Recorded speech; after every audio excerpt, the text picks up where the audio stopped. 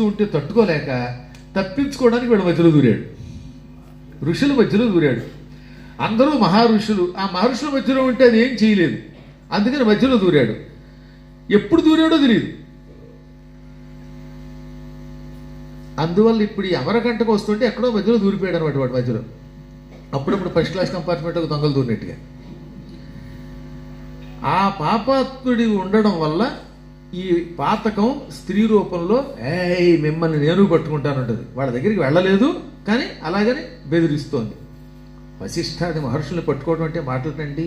అందుకని పట్టుకోలేక కూడా ఆవిడ మిమ్మల్ని పట్టుకుంటాను, వాడు మీ మధ్యలో ఉన్నంత వరకు ఈ పాపాలు మీరు అనుభవించవలసింది, వాడిని నాకు ఇచ్చేయండి లేదా మిమ్మల్ని నేను పట్టుకుంటాను అంటాను.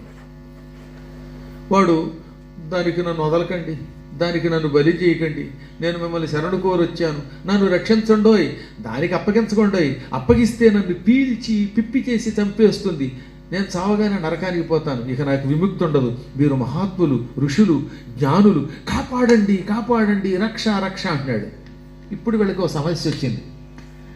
ఇంత పాపాత్ముడిని వదిలేస్తే ఆ పాపాల యొక్క ఫలితంగా ఉన్న స్త్రీ పట్టుకుని చీల్చి చెండాడుతుంది. పట్టుకున్న దాన్ని వదిలించుకోవడం వాడి వల్ల కాదు ఎలాగో. అలాగని వీడిని రక్షించడానికి మధ్యలో పెట్టుకుంటే ఆ పాపాన్ని వీళ్ళు అనుభవించాలి. చూస్తూ చూస్తూ ఈ పాపాలు మనం ఎక్కడ అనుభవిస్తాం? ఈ దిక్కుమాలాడు కోసం ఆ పాపాలు అనుభవించలేము, వీడిని వదలలేము, అనుభవించలేము. అది వచ్చి మనల్ని పట్టుకుంటుందేమో అని భయం కలిగింది. ఎంత పెద్ద కష్టం ఇది.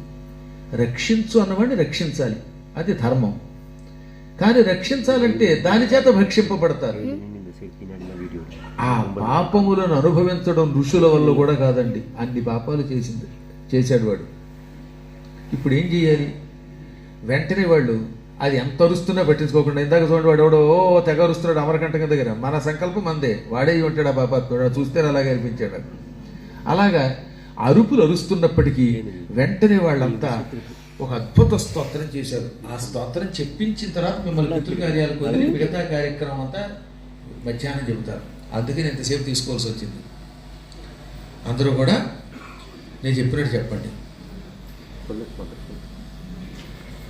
జయదేవి, ఇది ఒక అద్భుత స్తోత్రం. ఇది మహాపాపముల నుంచి రక్షించమని నర్మదా నదిని ఋషులంతా పూజిస్తున్నారు, ఋషులంతా చేస్తున్న స్తోత్రం.